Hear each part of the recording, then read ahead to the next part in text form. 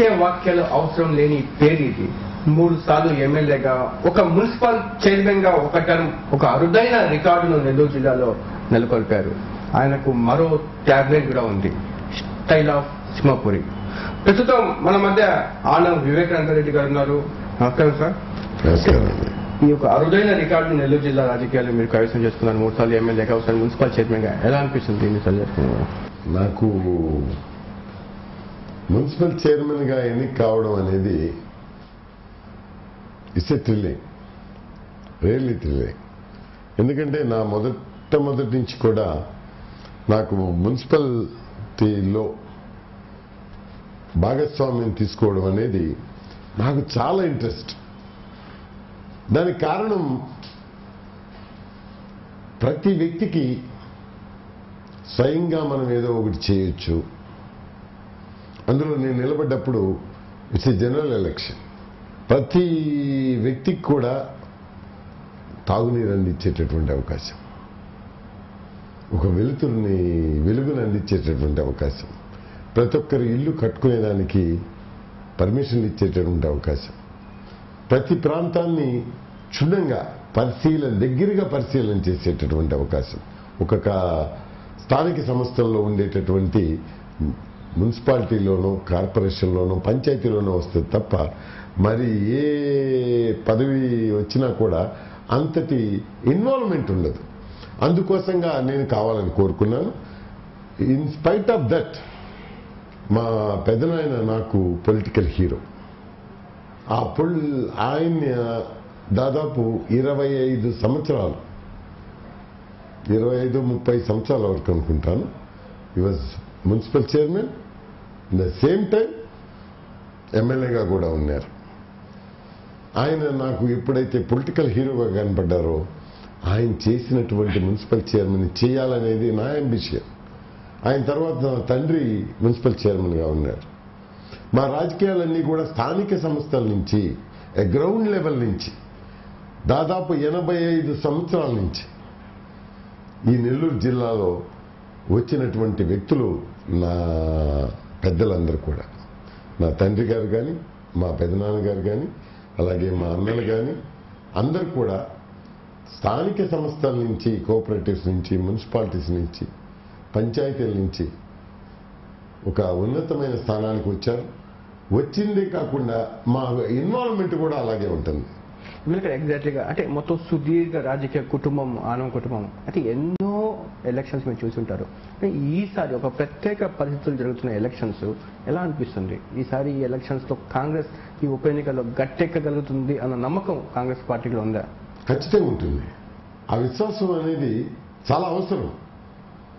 ఖచ్చితంగా ఏ కార్యకర్తకైనా తన పార్టీ గెలవాలని కోరుకుంటాడు, గెలుస్తుందనేటటువంటి ఆశతో పనిచేస్తారు. కానీ ఒక బలమైన స్లోగన్ తో జగన్ పార్టీ ముందుకెళ్తా ఉంది. ఈ ఎన్నికలు సోనియా వర్సెస్ వైఎస్ఆర్ కి మధ్య జరుగుతున్న ఎన్నికలు అన్నట్టుగా ఒక రకమైన మీనింగ్లెస్, నిజంగా కూడా అర్ధరహితమైనటువంటి ఆలోచన అది. సోనియా గాంధీ ఇది separate, it's is a personality of a different personality. అంతే. ఆమె పర్సనాలిటీతో జగన్ని పోల్చడం అంత సందర్భం కాదు, అంత సంభవం కాదు. It's no way. ఆమె ఇంటర్నేషనల్ పర్సనాలిటీ ఆమెది, అంతర్జాతీయమైనటువంటి పర్సనాలిటీ ఆమెది.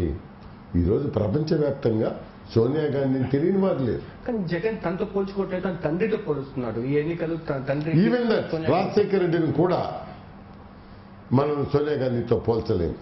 ఎందుకంటే రాజశేఖర రెడ్డి స్వయంగా సోనియా గాంధీ అంటే నా తల్లి అనేటటువంటి ఆలోచనతో ఉన్నటువంటి వ్యక్తి. అటువంటి వ్యక్తిని ఎవరు అంటే వాళ్ళని పోయి ఆమెతో పోల్చడం అనేది, వ్యక్తిగతంగా ఆయనే ఆమె ఆరాధకుడు. అటువంటి వ్యక్తిని తీసుకొచ్చి సోనియా గాంధీతో పోల్చడం అనేది రాజకీయంగా ఆలోచిస్తే ఈజ్ ఎ పొలిటికల్ కిడ్. ఎమ్మెల్యేగా ఎలా అనిపిస్తుంది? ఇప్పటి వరకు వైఎస్ఆర్కి విధేయులుగా ఉన్నారు మొత్తం కాంగ్రెస్ పార్టీ శ్రేణులు. ఈసారి ఎన్నికలు అవసరమైతే వైఎస్ఆర్ని కూడా టార్గెట్ చేసి విమర్శలు చేయాల్సిన పరిస్థితి కూడా ఈ ఎన్నికల్లో వచ్చే అవకాశం ఖచ్చితంగా. తన కుమారుని వల్లనే రాజశేఖర్ రెడ్డిని ఈరోజు ఎవరైనా కాంగ్రెస్ వాళ్ళు విమర్శిస్తున్నారు అని అంటే దానికి కారణం కేవలం తన కుమారుని వలనే, రాజశేఖర్ రెడ్డి గారి కుమారుడి వల్లనే ఈ యొక్క పరిస్థితి సంభవించింది తప్ప ఇంకోటి కాదు. ఎందుకంటే ఇలాంటివే అర్ధరహితమైనటువంటి అర్హత లేనటువంటి కామెంట్స్ వల్ల దాన్ని వివరించి చెప్పేటప్పుడు ఖచ్చితంగా ఎదుటి వాళ్ళకి రాజశేఖర రెడ్డిని కూడా విమర్శిస్తున్నారు అనేటటువంటి ఆలోచన వస్తుంది. అంటే జగన్ వల్లే only because of Jagan. Jagan వల్లే వైఎస్ రాజశేఖర రెడ్డి విమర్శలు చేస్తే విమర్శలు గురవుతున్నాడు రాజశేఖర రెడ్డి అంటే ఇప్పుడు వైఎస్ఆర్ ఇమేజ్ ఎవరి అకౌంట్ డిపాజిట్ కావాలి? కాంగ్రెస్ అకౌంట్ డిపాజిట్ అవుతుందా? ఆటోమేటిక్ గా మీరు చెప్తున్న కాంగ్రెస్ లో ఏరే వాళ్ళది డిపాజిట్ అవసరం లేదు. The Congress it self it's a reserve bank. Congress కు ఉండేటటువంటి కీర్తి ప్రతిష్టలు ఏ వ్యక్తికి సమం కాదు. ఏ వ్యక్తి కూడా సమం కాడు దానికి. మేమందరం దాంట్లో ఒక రాళ్ల మాత్రమే, దాంట్లో సిమెంట్లో కలిసినటువంటి ఇసుక మాత్రమే. అటువంటి పటిష్టమైనటువంటి పునాదులు కలిగింది కాంగ్రెస్ పార్టీ.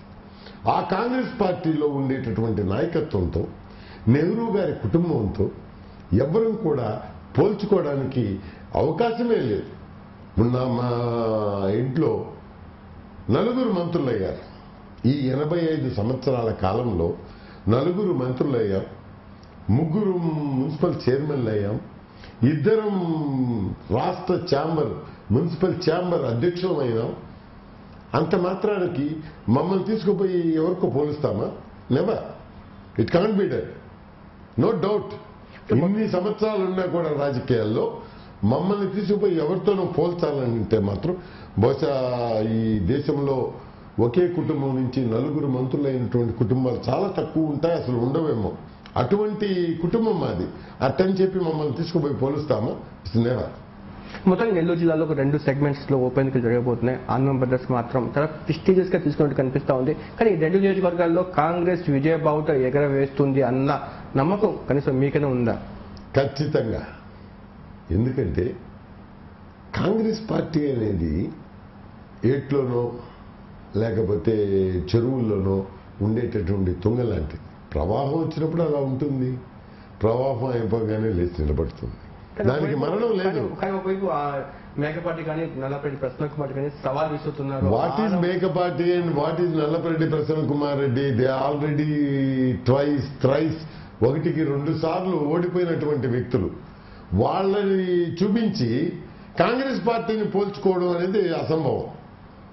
ఎటువంటి పరిస్థితుల్లో కొన్ని భావోద్వేగాలు ఉండవచ్చు. భావోద్వేగాలు ఎప్పుడు తాత్కాలికమైనవి, a limited time bounded.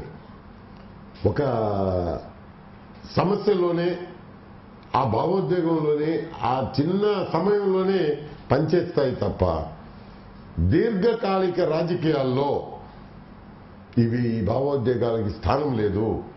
Next మాది నేషనల్ పార్టీ, వాళ్ళది రీజనల్ పార్టీ. చెప్పేదేనండి, వాళ్ళది regional party. They are regional, స్థానికంగా ప్రాంతీయంగా ఉండేటటువంటి పార్టీ తప్ప దాన్ని తీసుకొచ్చి జాతీయ పార్టీకి పోలిక పెట్టడం అనేది కూడా అసంభవమైన విషయం. మీరు ఒక కాంగ్రెస్ పార్టీ నాయకునిగా, కాంగ్రెస్ పార్టీ ఎమ్మెల్యేగా పక్కన పెట్టకు, సుదీర్ఘ రాజకీయ అనుభవం ఉన్న ఫ్యామిలీ నుంచి వచ్చిన వ్యక్తిగా, అంటే ఈ మొత్తం వ్యవహారంలో అంటే మీరు రాజకీయ విశ్లేషకులు చెప్పండి, జగన్ ఓటు బ్యాంకు ఎవరికి గండిపడుతుంది? అంటే కాంగ్రెస్ గండిపడే అవకాశాలు ఉన్నాయా, లేదా టీడీపీ ఓటు బ్యాంక్ గండిపడే అవకాశాలు ఉన్నాయా? ఎవరి ఓటు బ్యాంక్ అనేది నేను చెప్పను, కానీ ఒక తెలుగుదేశం పార్టీ నుంచి ఓటు పోతుంది, కాంగ్రెస్ పార్టీ నుంచి ఓటు పోతుంది, కమ్యూనిస్ట్ పార్టీ నుంచి ఓటు పోతుంది అనేది నేను చెప్పను. కానీ ఒక భావోద్వేగంలో నుంచి వచ్చినటువంటి పార్టీ అది. అంటే ఈరోజు జగన్ ఇట్స్ ఏ పాల పువ్వు లాగా అభిమానించేవాళ్ళు కానీ కాంగ్రెస్ పార్టీ నాయకులే ఉన్నారు. అంటే ఆటోమేటిక్ గా జగన్ వైపు మొగ్గు చూపితే Congress party so many personalities అండి, చాలా పర్సనాలిటీస్ ఉన్నాయి ఈ దేశంలో. వాళ్ళ మీద ఎక్కువ కాలం నిలబడదు. ఏ పార్టీ అయినా సరే దానికి మౌలికమైన సిద్ధాంతాలు అవసరం. సిద్ధాంతమే లేకుండా ఒక భావోద్వేగంతోనో ఒకరి మీద మోజుతోనో ఏర్పడినటువంటి పార్టీలు అంతటితో అంతరించిపోతాయి. ఎప్పుడు కూడా ఆ సమస్యతోనే అవి కూడా అంతరించిపోతాయి. అంతకు మించి వేరే మనం చెప్పాల్సినటువంటి అవసరం లేదు. నిజాయితీతో మేము ఫలాన్ని చేశాము ప్రజలకి అని చెప్పగలిగినటువంటి పార్టీ ఈ దేశంలో ఒకే ఒక పార్టీ కాంగ్రెస్ పార్టీ. అంటే ఇప్పుడు ఈ ఉప ఎన్నికల్లో కాంగ్రెస్ వర్సెస్ ఎవరికి ఫైట్ ఉండే అవకాశం ఉన్నాయి? జగన్ పార్టీకి ఉండే అవకాశం ఉన్నాయా, లేకపోతే టీడీపీకి ఉండే అవకాశం ఉన్నాయా? కొంతవరకు TDP vote bank, Congress vote bank చెక్కు చెదరని ఓట్ బ్యాంక్స్. అంటే ఇప్పుడు No doubt about it. ఇప్పుడు జగన్ కి వచ్చి జనాలు కానీ జగన్ కి వచ్చి ఎన్నికలు గెలవడం కానీ వీళ్ళంతా అంటే న్యూట్రల్ గా ఉండే ఓటర్స్ జగన్ వైపు ఉన్నారంటారా? అని కూడా నేను చెప్పలేనండి. న్యూట్రల్ ఓట్ అనేది ఆ ఎన్నికల సమయంలోని దాంట్లో తేడాలు వస్తాయి తప్ప, దాంట్లో మొగ్గు చూపుతారే తప్ప మిగతా సమయాల్లో మొగ్గు చూపరు. మిగతా సమయాల్లో న్యూట్రల్ ఓట్ అనేది ఎప్పుడు కూడా బయటికి రాదు. అటువంటి దాన్ని మనం ఈరోజు గేస్ చేయాలా, కొలత వేయాలా, తూకం వేయాలా అని అంటే ఇట్స్ క్వైట్ ఇంపాసిబుల్. ఖచ్చితంగా కాంగ్రెస్ పార్టీయే ఈ రెండు నియోజకవర్గాల్లో బలమైన పార్టీలుగా, రికార్డెడ్గా, ఎథికల్గా ఉన్నటువంటి లెక్కల ప్రకారం చూస్తే కాంగ్రెస్ పార్టీయే ఈరోజు ఖచ్చితంగా రికార్డెడ్గా అండ్ టెక్నికల్గా కూడా కాంగ్రెస్ పార్టీ యొక్క పటిష్టంగా ఉంది అని చెప్పడానికి మనకు ఆధారాలు ఉన్నాయి. మిగతా వాటికి ఆధారాలు లేవు. ఇప్పుడు జగన్ పార్టీకి ఆధారం లేదు, ఎక్కడ ఉండదు కూడా. అది కేవలం ఒక భావోద్వేగంలో నుంచి వచ్చినటువంటి పార్టీ. భావోద్వేగం ఏ రోజైతే తగ్గుతుందో ఆ రోజు it will be finish. The party it self it's collapse. ఎందుకంటే దానికి సిద్ధాంతాలు లేవు, దానికి సిద్ధాంతాలే లేవు. ఒకే సిద్ధాంతం, జగన్ ముఖ్యమంత్రి కావాలి, నేను ముఖ్యమంత్రి కావాలి అనేటటువంటి జగన్ ఆశ తప్ప, ఆకాంక్ష తప్ప, అత్యాశ తప్ప ఆ పార్టీలో బేసిక్ గా ఉండేటువంటి సిద్ధాంతమే కరువు. సో ఇట్స్ న్యాచురల్లీ చిన్న పార్టీ, కొద్ది కాలమే నిలుస్తుంది, అంతకన్నా ఎక్కువ దేనికి. అదే నెల్లూరు జిల్లాలో ఆనంద్ బ్రదర్స్ డిస్టేజెస్ కి తీసుకొని కాంగ్రెస్ జగన్ వర్గం వైపు దాడులు చేస్తూ ఉంది, వాగ్బాణాలు చేస్తూ ఉంది. ఇదే రకంగా మిగతా జిల్లాల్లో కూడా కాంగ్రెస్ పార్టీని ఓన్ చేసుకుని పనిచేసే పరిస్థితి కాంగ్రెస్ క్యాడర్ కానీ, కాంగ్రెస్ మంత్రులు కానీ, కాంగ్రెస్ ఎమ్మెల్యే కానీ లేదు. ఎందుకు ఇంకా డోలాయమానాలు ఎందుకున్నారు? చాలా జిల్లాలో ఇదే పరిస్థితి కనిపిస్తూ ఉంది. నేను అనుకోనండి. ఎందుకంటే జిల్లాల్లో ఉండే నాయకత్వం వల్లనే కాంగ్రెస్ పార్టీ ఉందని ఎవరైనా అనుకుంటే అంతకన్నా ఆత్మ వంచన లేదు. కాంగ్రెస్ పార్టీ అనేది నేను అందుకే మొదట్లోనే చెప్పాను, ఇది ఒక మహా వృక్షమేం కాదండి. ఇది తుంగ.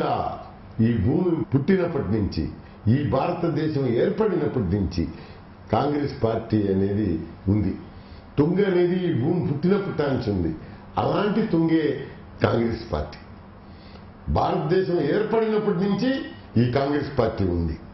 ఆ విధంగా ప్రజల్లో నుంచి వచ్చినటువంటి పార్టీయే కానీ ఏ నాయకత్వాల్లో ఒక నాయకుడినో ఎంచుకున్నటువంటి పార్టీ కాదు ఇది. కాంగ్రెస్ పార్టీకి కార్యకర్తలు ఉన్నారు.